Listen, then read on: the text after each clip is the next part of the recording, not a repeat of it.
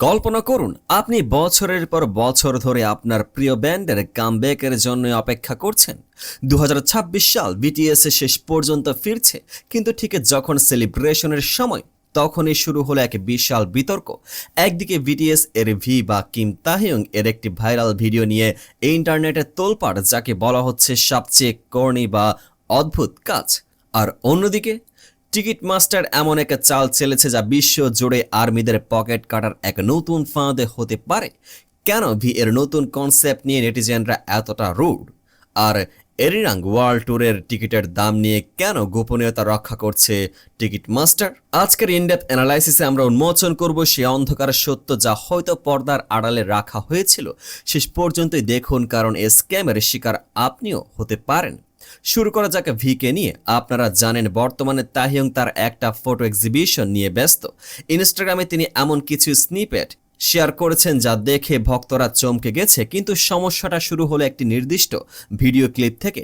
ভিডিওটিতে ভিকে একটি বোল্ড এবং ইউনিক অ্যাস্থেটিক লুকে দেখা গেছে, যা মূলত তার এক্সিবিশনের থিমের সাথে সামঞ্জস্যপূর্ণ।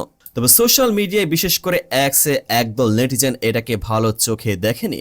কেউ কেউ মন্তব্য করেছেন, this is quite literally the corniest thing, অর্থাৎ এটি অত্যন্ত সস্তা বা হাস্যকর। সমালোচনা শুধু লুকের মধ্যে সীমাবদ্ধ থাকেনি, অনেকে সরাসরি তার ট্যালেন্ট এবং আর্টিস্টিক চয়েস নিয়ে আক্রমণাত্মক কথা বলছেন। কিন্তু কেন এ হঠাৎ আক্রমণ? মনে রাখবেন 2026 সালের মার্চ মাসে বিটিএস এর অফিসিয়াল কামব্যাক ইতিহাস সাক্ষী দেয়। যখন বিটিএস কোনো বড় প্রজেক্ট নিয়ে আসে, তখনই নেগেটিভ ক্যাম্পেইন বা হেট ট্রেন্ড শুরু হয়। এটি কি কেবল ব্যক্তিগত পছন্দ অপছন্দ, নাকি বড় কোনো চক্রান্তের অংশ?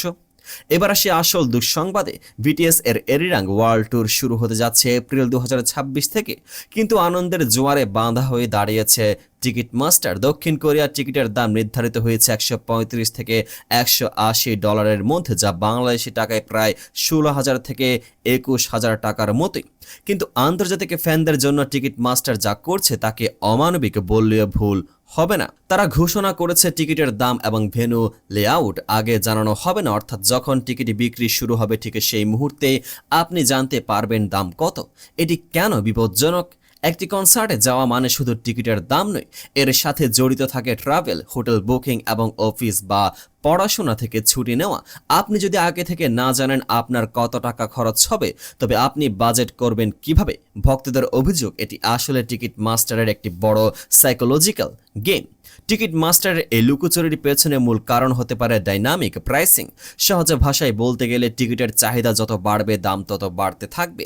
যেহেতু বিটিএস এর ডিমান্ড আকাশচুম্বী, তাই টিকিট মাস্টার চাচ্ছে শেষ মুহূর্ত পর্যন্ত দাম লুকিয়ে রেখে যখন ফ্যানরা প্যানিক মুডে থাকবে তখন আকাশ ছোঁয়া দামে টিকিট বিক্রি করতে।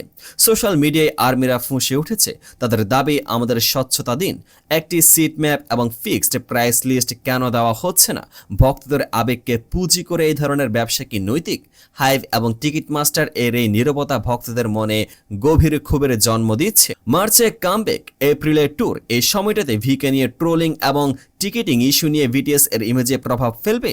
বিশেষজ্ঞরা বলছেন এই ধরনের বিতর্ক আসলে ভক্তদের আরো বেশি ঐক্যবদ্ধ করে। তবে টিকিট মাস্টারের এই প্র্যাকটিস যদি বন্ধ না হয়, তবে সাধারণ ফ্যানদের জন্য কনসার্টে যাওয়া অসম্ভব হয়ে পড়বে। ভি এর সেই ভাইরাল ভিডিও নিয়ে আপনার মতামত কি? ওটা কি আসলে কর্নি ছিল, নাকি এটি একটি অনন্য শিল্পকর্ম? আর টিকিট মাস্টারের এই প্রাইজিং পলিসি নিয়ে আপনি কি ভাবছেন? কমেন্ট সেকশনে আমাদের জানান। ভিডিওটি ভালো লাগলে লাইক দিন এবং বিটিএস এর কামব্যাকের সব খবর সবার আগে পেতে চ্যানেলটি সাবস্ক্রাইব করে বেল আইকনটি চেপে রাখুন। দেখা হচ্ছে পরের ভিডিওতে।